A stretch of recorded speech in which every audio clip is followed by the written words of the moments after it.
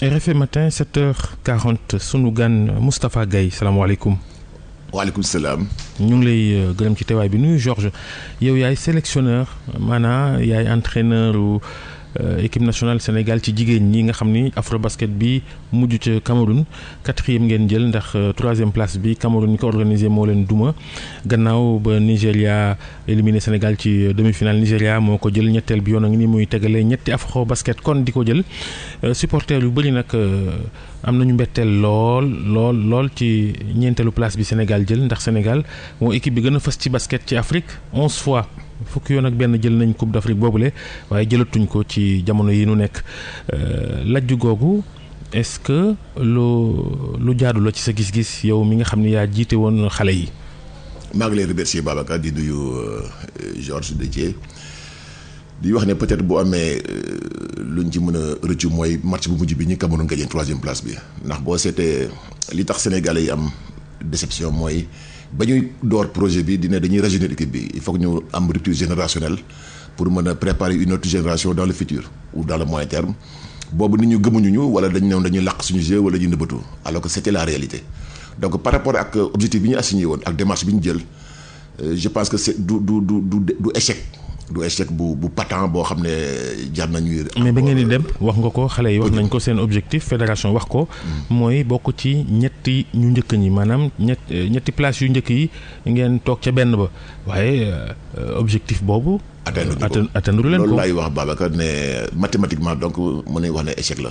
mais ci li ñu doon ut ñun mooy préparer une autre génération defe naa ne am na ci ay jàngat yu bëri yuñ ci am. juumoo foofu gannaaw ba nga ne da ngay yeesal équipe bi indi ay xale bàyyi mag ñu ci mel ni ñoom Astou Traoré ak Aya Traoré ak ñeneen ñoom Jooja ak xaw ma sax ba xam ñu ngi basket ba léegi waaye lu ci mënti am nañu jàpp ni yóbbu woon ñi am expérience moo tane woon waaye am déet Astou Traoré mi nga xam ni sax ci histoire Afrobasket ci jigéen ñi moo ëpp ki dugal ay poñ. naam am na ñeent fukki at léegi. yéen 2015 déjà il y a 6 ans yéen a doon wax ne ñooñu ay mami la ñu ñi ko doon wax 6 ans après ñu bëgg ñu indiwaat ñooñu man fekkee ne dañuy garder ñam expérience kon ñu jël ñoom Aya Pouye ak ñoom Mame Penda Diouf ak du loolu àddina loo gis dafa am app ñun évaluation bi ñu def di sorti def diagnostic dañu ne proposer fédération ne génération bii du dañu bon wala dañu jeexal carrément wala dañu lii mais dañu yaakaar ne jot na ñu comme Nigéria moo fi mën dóor nañu 2017 ñëw suñu réew dóor ñu 2019 Nigéria moo ñu mën donc nañ ci profité pour dagg benn génération pour préparer une autre génération loolu mooy suñu diagnostic ñu taxaw ci nag ne il faut que ñu préparer benn relève donc bu ñu bëggee dund ci passé bi defe naa nañ ko defaat encore fii ak encore 6 ans bàyyi la ñuy jouer amul njëriñ nañ xëy suba doon ñoom équipe donc jot na man en tout cas en tant que sama directeur national le projet que j'ai c'est de vraiment renouveler nos effectifs dans les équipes nationales autant en garçons qu'en filles loolu moo tax peut-être ñu am déficit au niveau de l'expérience mais jàngat yi ñu tam dañu permettre orientation yi di ñëw dans les années à venir ñu xam ni ñu koy taxawee. lan moo doxut jour matchu Sénégal contre Cameroun. exactement vous savez dañu dem mu ngi remonté ci match contre Égypte ak Mozambique équipe bi xale yi vraiment basket bu rafet gagné match yi largement contre Mozambique bi nga xam ne moo ñu dóor tournoi pré-olympique daaw. Mozambique bi nga xam ne à Dakar 2019 xaw nañoo gagné ñu dóor leen 30 points d'écart xale yi basket ball donc attente bi commencé yéeg ñoom seen bopp xale yi gis ne war nañu mën a gagné Nigéria bi ñëwee ci match bi ñu gis ne Nigéria moo ñu doole Nigéria Jeux olympiques la jógee am plus de match dans les jambes plus d'expérience Nigéria gagné ñu xale yi am déception bu rëy donc on a eu du mal à les remobiliser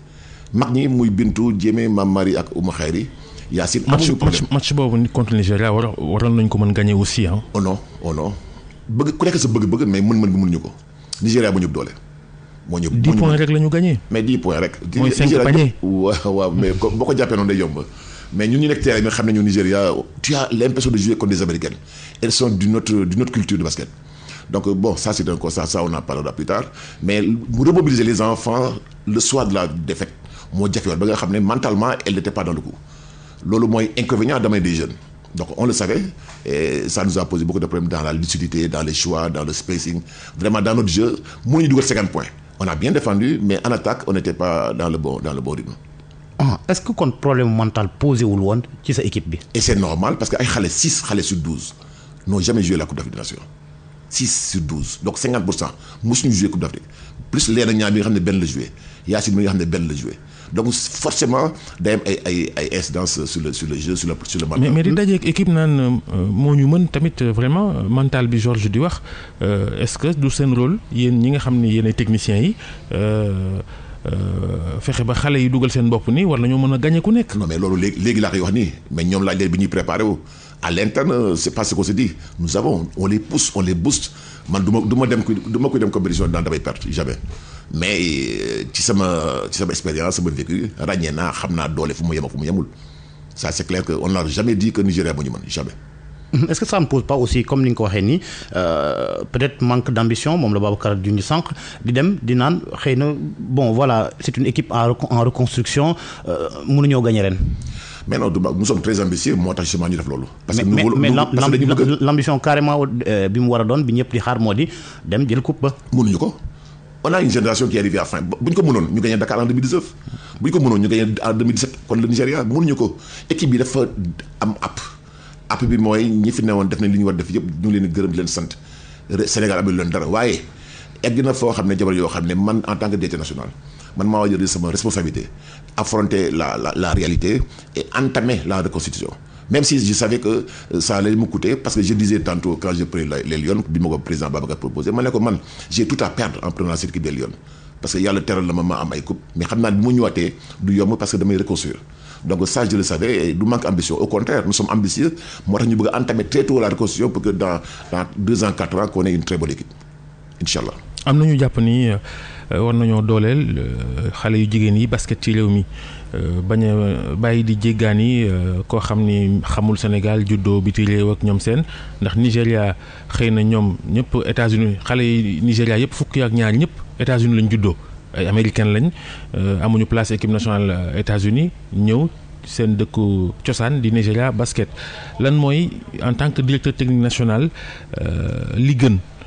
Renforcer ñiy basket fii wala di continuer di dem di fekk di jëli ñeneen ñoo xam ne ña nga biti réew. exact Babacar jàngat baa ngi noonu nag sur les 12 joueuses que nous avons amenées 4 ñeent ñu ngi championnat Sénégal muy Mati Fall Kouna Ndaw Yaay Irma Diémé ak Madjiguène Sène donc ñun on a donné la chance aux filles qui sont les meilleures du championnat local donc bu ngeen yóbbu loolu évaluer la du ñu mës a xam. loolu donc côté boobu moom. noo leen évaluer ñoom local yi. les faire jouer les mettre dans des conditions de compétition et puis. maanaam ban bilan ngay def ci ñoom ñeent ñi nga xam ne ñooy basket fii nga yóbbu leen. def nañ lu ñu mën wane nañ ay réelle potentialité plus ki nekk Japon Fatou Silla de réelle potentialité mais des na leen acquérir maintenant beaucoup plus de matchs vous savez on sortit d'un projet d'un Covid on n'a pas eu beaucoup de matchs préparation bi on s'est préparé on n'a pas eu de matchs. C'est dans la compétition qu'on a commencé à nous évaluer loolu tamit handicap la on a lancé des invitations partout mais benn dëkk bëggul ñëw parce que voilà c'était compliqué pour les autres pays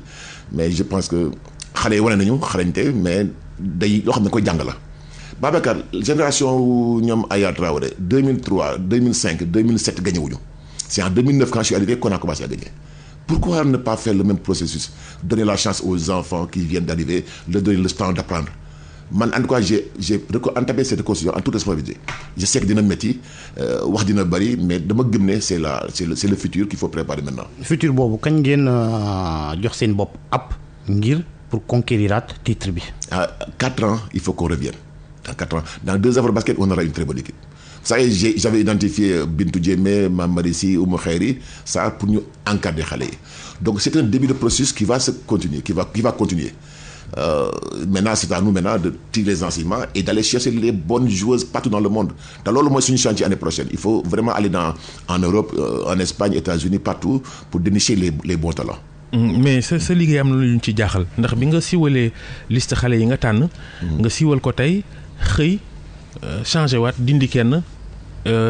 Françoise la foog na nga dindi ko indi Maïmouna Diarra loolu en tant que directeur technique national noo mën a defee loolu ci njuumte googu nga ni intérieur yi nga seetlu nii am na ba ngay def liste 12 yi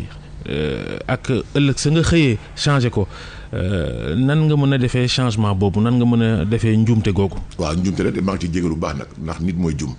mais li bon sax mooy juum di entêté wu di passer dans l'erreur man dama juum 48 heures après bi ñu entraîné waat laa gisaat ne def naa erreur ci quelque part donc j'avais le choix entre bàyyi mu jàll dem ak erreur ou bien corriger l'erreur et j'ai choisi en toute responsabilité de corriger l'erreur mu metti nag di ci jégalu moo tax bi ma defee communiqué bi ma baalu ñëpp ak xam ne tamit erreur la mais dara jiitalu ma lu dul intérêt au Sénégal dara lu dul am équipe bu homogène bu équilibré ndax kuy jéem mooy juum donc mais defe naa ni benn yoon du ñu dal incha allah dinañ jël temps bi ci war yëpp pour def liggéey bi correctement. ndaw soos ci boppam Françoise moom déception wax na ko la am gannaaw bu ñu ko génnee ci équipe bi est-ce que waxtaan ngeen ci. man bi ma waxtaanee moom du loolu ma wax en tout cas mais du ma dellu si ci épisode boobu xale boo xam ne kenn xamu ko woon man maa dem jeex ba génn ci ko indi ko kenn xamu ko donc nit ñi mënuñu ma gën a xam Anne Françoise. Choix bi ma def je l'ai fait vraiment d'une manière très honnête et je lui ai parlé avant de le faire et que la ma déggoon ci moom bokkul ak ba mu génnee la ma dégg mu wax ci biti mais loolu yëpp amul solo li am solo mooy boo yoree réew équipe bu réew di nga dégg lu ne mais da ngay yaatu mbagg xam ne tamit yëfu jàmm nga yore du sama yëfu bopp. mais nga boole poste directeur technique national ak poste sélectionneur équipe bu jigéen ñi di nga ko bàyyi wala doo ko bàyyi est-ce que réew mi dafa tumuraanke ay entraîneur duutu mu ranke xam nga affaire confiance la kii jiite moo ma woo dénk ma ñaan ma jëlal ko équipe jigéen yi bi ma ko waxee ma ne ko président Babacar man day yaakaar moon naa dellu si jigéen yi parce que def naa fa la ma war a def su ma dellu see j'ai tout à perdre parce que reconstruire laay def te du yomb comme ni ko gars yi fogee bu essayé ñaan ma ko ma nangu ko te bu ma ko nangoo nag dinaa ko def ba mu sës du ma ci dellu ginnaaw reconstruction moom wax dëgg yàlla dina neex nit ñi wala du neex wala mais c'est une option stratégique pour dellu si en Afrique man loolu laa gëm te dinaa ko métti maintenant nag que dinaa fa des ou pas dinañ def bilan yi incha allah waxtaan ak fédération waxtaan ak d'abord tous les entraîneurs nationaux en colloque de stratégique après jébbal fédération lu ñu bëgg ñu waxtaan mais côté boobu moom ne vous inquiétez pas man accroché wu ma ci dara je travaille pour mon pays bon li ma yaakaar nag ne moo baax moom lay def. cumul boobu presse bi nee na sax tey ñu ngi koy waaj a dindi ba ñuy tudd turu parfait adjuvant ci équipe jigéen ñi est-ce que loolu sabab la ci fédération sénégalaise de basket tey. déedéet yooyu ay rumeur la rek fu ne nii lu ne di nga ko dégg mais du loolu demewul noonu loolu kenn mënu ko décider ku dul man maa koy décider te boo ci bu jotee naa ci waxtaanal ki ba war a waxtaanal président bi ñu xoolul attitude mais jusqu'à présent je suis dans la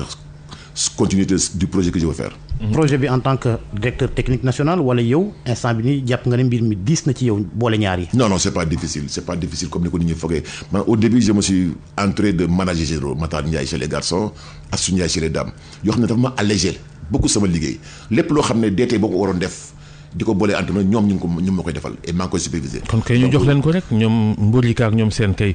rawatina comme ay jigéen lañ sax est-ce que en tant que directeur technique national yaakaaroon ni war nañ ko mën a jox ancienne Lions yi ñoom Astou Ndiaye mii nga tudd ñoom Mbourika Fall ak ñoom seen. yaa gisee wu ma ko noonu def naa ne lu jot rek dina yomb ku nekk ak sa profil ñii dañuy nekk manager ñii nekk entraîneur mais loo gis jàngat la te lu jot dina yomb incha allah. ñoom Mbourika moom defe naa ni maa ngi leen di féliciter d'abord au passage moo ko Khady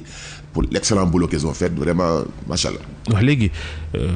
ci basket moom ci Sénégal ci Afrique Sénégal moo ci mën ba léegi ci jigéen ñi ci li mu ëpp li mu ko gagné waaye góor ñi tam gagné tuñu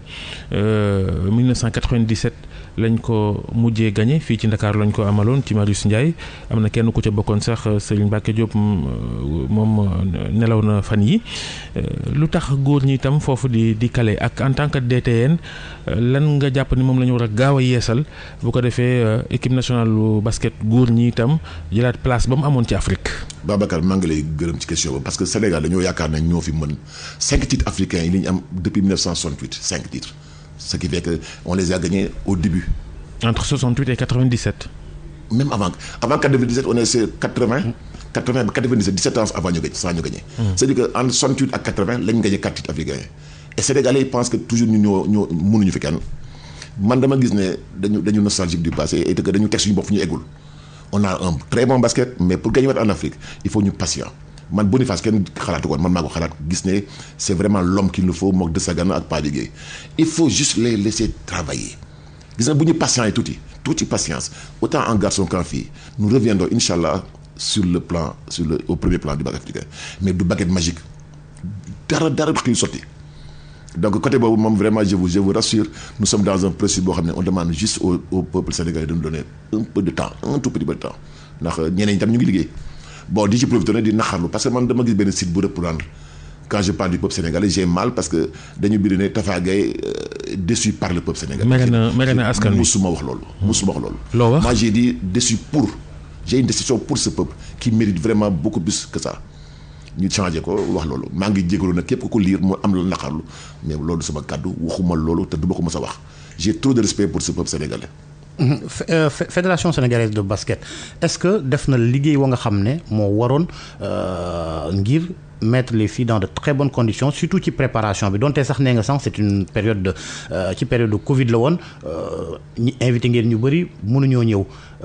góor ñi sont bien préparés am na tournoi ba amoon laataa loolu est-ce que buñ mënul dem lu leen teree dem feneen. amuñu ko ñu invité kenn invité wuñu personne ne voulait et on avait juste un contact avec le Cameroun pour entre le 15 et le 16 donc une fois au Cameroun. ñoom ñu jàpp le 15 man ma jàpp le 16 donc finalement on n'est pas tombé d'accord mais vraiment dama la bëgg a wax ne la su amee fenn fu am gàllankoor mooy sur le plan technique mooy dañu bëggoon am troisième place bi on a perdu le match contre Cameroun mais ci début bi ba ci fin bi muy état du Sénégal muy fédération bi def nañ lépp lu ñu war a def manqué wuñu dara bu ngeen déggee bi yoon def nañu 2 compétitions sans fait divers kenn waxu fi waxu prime kenn waxu fi waxu amul histoire amul dara c'est que sur le terrain qu'on n'a pas. xanaa tàng gi nga tàng ci xale yi rek. waaw tàggat bi moom na ma xale yi di muñul rek.